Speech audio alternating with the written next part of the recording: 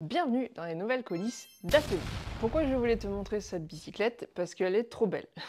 Un vieux Peugeot comme ça, de ville, aussi bien fagoté, franchement, c'est un bonheur, c'est un plaisir à regarder. Et alors, en fin de vidéo, je vais te poser des questions sur une autre bicyclette, les deux appartenant au même client, les deux étant partis pour normalement une restauration complète. Pour la deuxième bicyclette, je sais pas comment faire, donc j'ai vraiment besoin de toi. J'espère que tu pourras m'aider. Donc reste bien jusqu'à la fin de la vidéo parce que j'ai vraiment besoin de toi. C'est pas une blague, je sais vraiment pas comment faire. Et dans tous les cas, ça fera des belles images parce que c'est un système que j'avais jamais vu, qui je pense est assez rare pour être montré. Puis de toute façon, c'est bien le but de cette chaîne. Donc sur cette bicyclette, qu'est-ce qu'on peut noter? Les roulements sont très bien. La pédale, elle a un peu clataxe quand même. Mais je sais qu'il y en a qui restaurent ça. Mais là, pour l'instant, vu que c'est pas cassé, je vais essayer juste de nettoyer déjà. On part sur un changement de pneus chambre à air parce qu'ils sont vraiment craquelés. Il y a pire, mais il y a mieux aussi. Donc tant qu'à faire, on change. Le client a commandé les pneus, il me les a emmenés. Donc là, ils sont juste à côté. Je vais pouvoir les installer. La selle est magnifique. On n'y touche pas. De toute façon, elle est parfaite.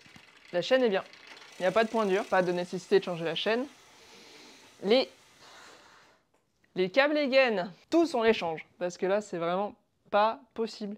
D'un côté c'est très stylé parce que c'est des gaines en métal, j'aime beaucoup, mais les câbles ne coulissent plus dedans, c'est fini. Les patins ça va pas du tout, c'est-à-dire que là c'est des patins fantômes. Donc on va les changer, on va mettre des bons patins qui freinent bien, sachant que la bande de freinage est lisse, bien que visuellement piqué, mais en fait ça va, je pense que ça ira au niveau freinage, on n'aura pas trop de problèmes. Et bien sûr un nettoyage, parce que à mon avis, la couleur qui va sortir après nettoyage va être splendide. Et puis bon voilà, il y a quand même des spots vraiment crades, et la bicyclette mérite d'être vraiment mise en avant, mise en valeur. Elle est magnifique, petite manette, passage de vitesse ici. La petite plaque propriétaire, les roues ne sont pas voilées. Alors vraiment, nettoyage, ça va être nécessaire, quoi. Je pense qu'il y a de la vie, il y a de la vie un peu partout. Donc ça sera dans la suite de la vidéo, on va le faire ensemble. Petit écusson là, comme ça. Bienvenue pour une restauration complète en ma compagnie. Là, ça va être quand même assez simple, hein. C'est du consommable, etc. Mais voilà, n'oublie pas qu'à la fin de la vidéo, je te présente une autre bicyclette et j'ai vraiment besoin de toi, donc aide-moi. Please! En fait, ce que vous allez pouvoir me dire en commentaire et si vous allez pouvoir m'aider ou pas, ça va être le turning point entre je lui dis oui pour la restauration et je lui dis non. Tu vois, tu as une responsabilité aujourd'hui. Très bien, on va couper les câbles.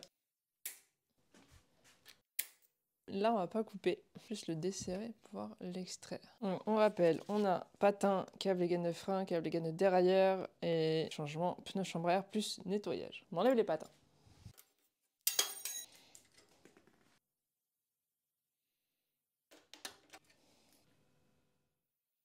Il va falloir resserrer le l'étrier aussi.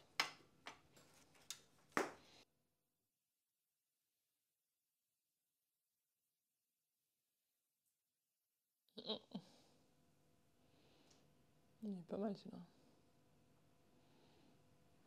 Ouais.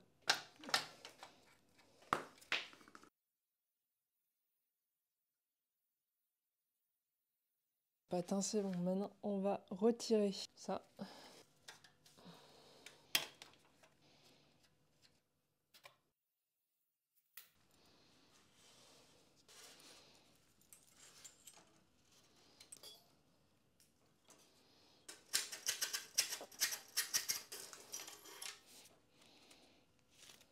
Elles m'ont l'air vraiment chouettes. Je pense que je vais les nettoyer, les lubrifier et je vais essayer de les réutiliser. Parce qu'elles sont bien flex, bien solides. Elles n'ont pas l'air rouillées à l'intérieur. Maintenant, on va enlever les roues. Ce qu'on va faire, c'est qu'on va d'abord dérailler, chaîne. Hop. On a du mou. Vérifie toujours que ta chaîne elle est sur la vitesse la plus à l'extérieur du cadre. La vitesse la plus dure. Sortir plus facilement la roue. Évidemment, je suis comme ça pour sortir les roues et tout. Hein? Parce que il n'y a pas meilleure place qu'au milieu. T'es d'accord? Oui. Et si t'allais à ta place, là, à ta place, là. On a vu que l'étrier bougeait quand même beaucoup. Pour le resserrer, ça se passe ici, en fait, sous le garde-boue. En général, c'est du 8. J'ai une clé comme ça. Et donc, normalement, c'est mieux. On vérifie que là, on est bien au max. Oui, donc ça viendra ici.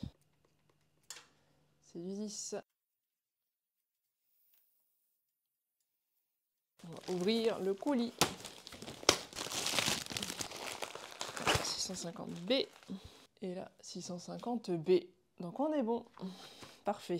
Je te fais pas l'affront de montrer aussi le changement de pneus chambre à air, tout ça. On va essayer d'aller un petit peu plus vite que d'habitude sur cette vidéo. C'est faux, elle va encore durer longtemps. Mais voilà, je change et après, on passe au nettoyage. Voilà, j'ai démonté les deux. Bon, là, ce fond de jante, il est en train de lâcher mes tiens. Je vais mettre un fond de jante normal et après, je le remettrai pour faire joli. Le deuxième, malheureusement, il a lâché. On a la roue libre qui est toute crade. Je vais nettoyer ça.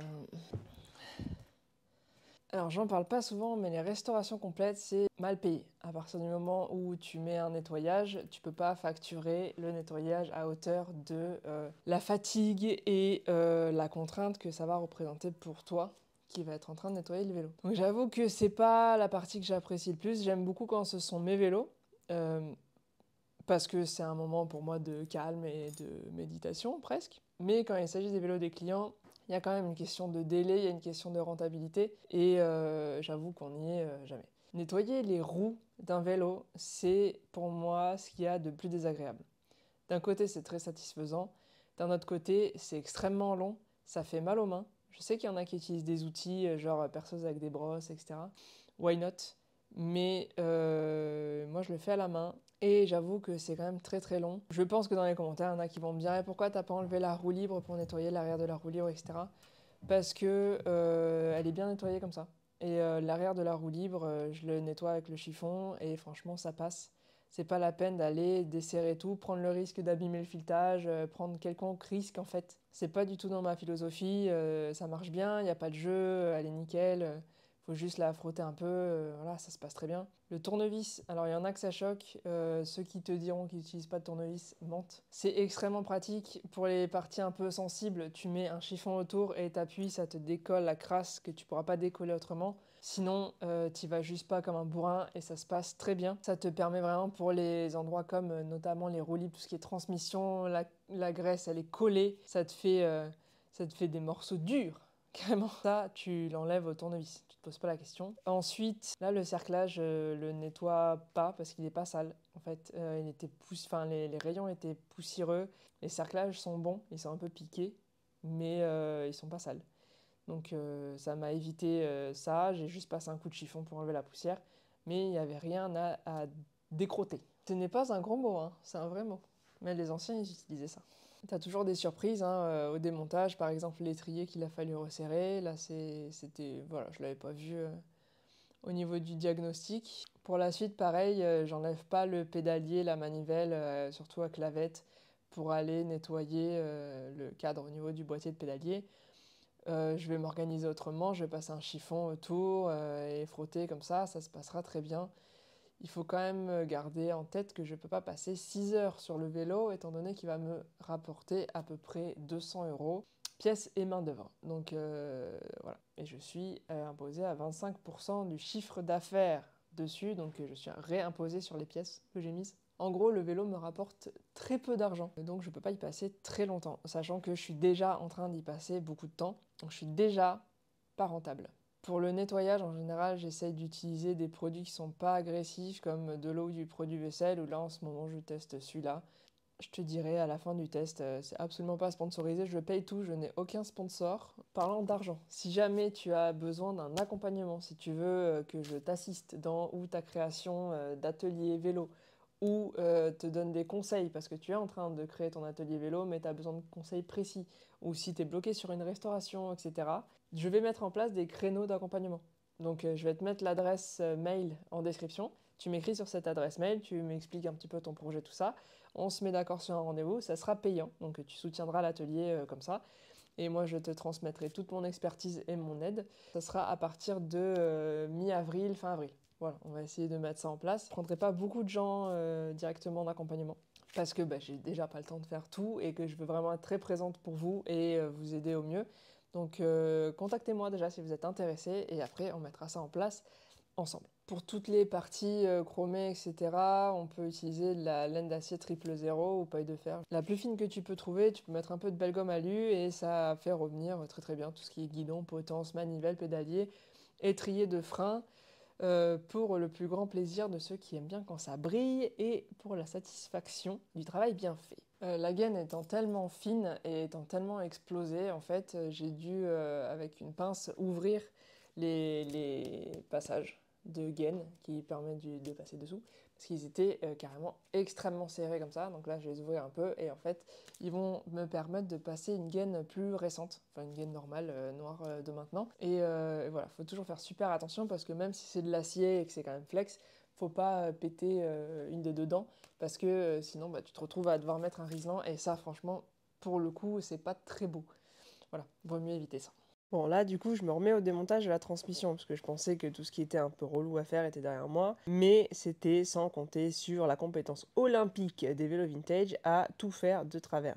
Donc là, je mets un peu de mètre, je me dis que tiens, la manette se démonte bien, elle est superbe, en plus cette petite simplex, c'était vraiment un bonheur. La finition des vélos de l'époque, c'est quand même quelque chose. Je démonte tranquillement, je me dis ok, tout vient bien, super, là je te montre la tête du câble. Bon, je me doute que peut-être ça va être un peu grippé, mais je m'attends pas à ce que clairement elle ne veuille absolument pas sortir. Donc là je commence à tirer genre, sur un malentendu ça passe, le tournevis ne fait pas ça. Je te le montre juste pour que tu le fasses pas. Tu peux juste te faire mal et te percer un doigt en fait. Ne fais pas ça. Là je sais pas ce que je me dis. Peut-être que je me dis, ouais, en démontant tout, peut-être si je remets du WD-40 et que je tire très fort dessus, et ben toujours sur un malentendu, elle va finir par sortir puisqu'il n'y a pas de raison que ça sorte pas du tout. Pourquoi? Elle a même pas l'air grippée, elle a pas l'air rouillée, rien du tout. Là je comprends que non, il faudra de la violence.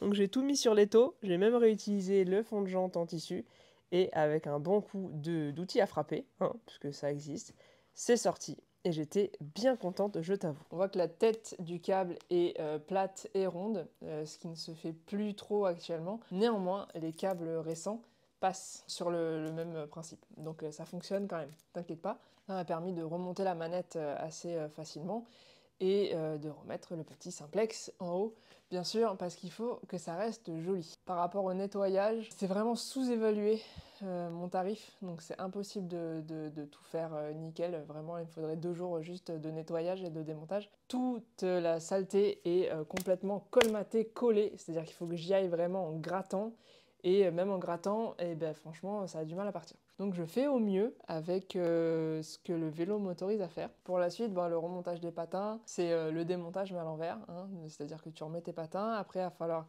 les ajuster par rapport à la bande de freinage, mais pour ça il faut remonter les roues, donc ça se fait quasiment en dernier. A few moments later.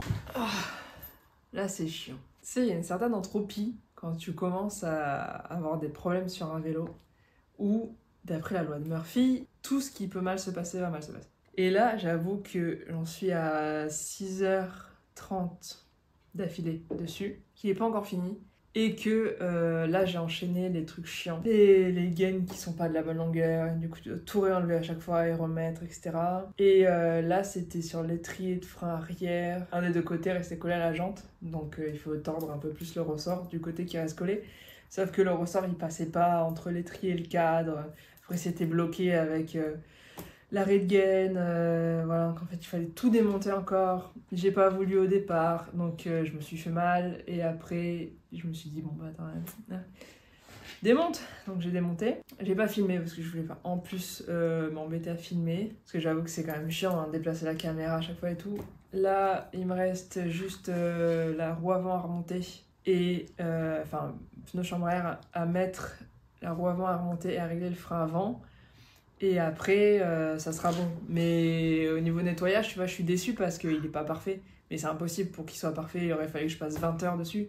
Ou que j'ai une énorme machine à ultrasons et que je mette toutes mes affaires, tous les périphériques à ultrasons. Donc ça aurait voulu dire que je démontais intégralement le vélo. Et non, pour que l'atelier soit viable, il faut absolument pas que je fasse ça. Parce que là, pour 200 €, je vais y passer plus d'une journée.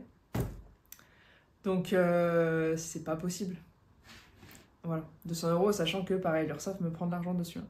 J'espère qu'au moins cette vidéo fonctionnera un petit peu. Pense à t'abonner, à mettre un like, à soutenir la chaîne. Tu vois, je te cache rien, hein, là je suis vraiment fatiguée, je suis gavée. Mais bon, gavé pour gavé, il fallait bien finir ce vélo, le client l'attendait, il est très amoureux de sa bicyclette, donc je voulais vraiment lui proposer un travail le plus parfait possible. J'ai travaillé pendant encore quelques heures, tu t'en doutes. Potter était vraiment là pour me montrer à quel point il ne me soutenait pas et je te laisse admirer le bordel de l'atelier, hein, les coulisses, ce que tu ne vois pas pendant que je filme. Pour les fans de avant-après et de chercher les 7 différences, je te laisse me dire si tu penses que mon nettoyage est convenable par rapport à l'état dans lequel le vélo était au départ. Après, les décisions que tu vas prendre pendant ta restauration vont impacter aussi le temps que ça va te prendre. Par exemple, c'est le lendemain matin, j'ai dormi en pensant que, ouais, fallait quand même que je change les gaines parce que c'était pas ouf la sensation. Et là, en effet, c'est quand même beaucoup mieux.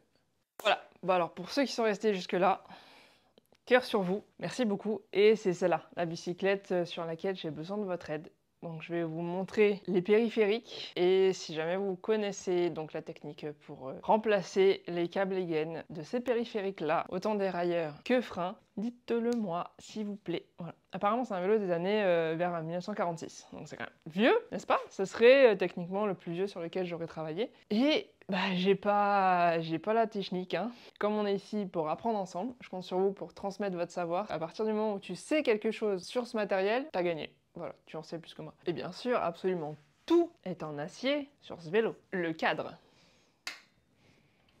Ok. Le carter. Ah ouais. Les manuels. Ah bah oui. Les pédales. Eh bah oui.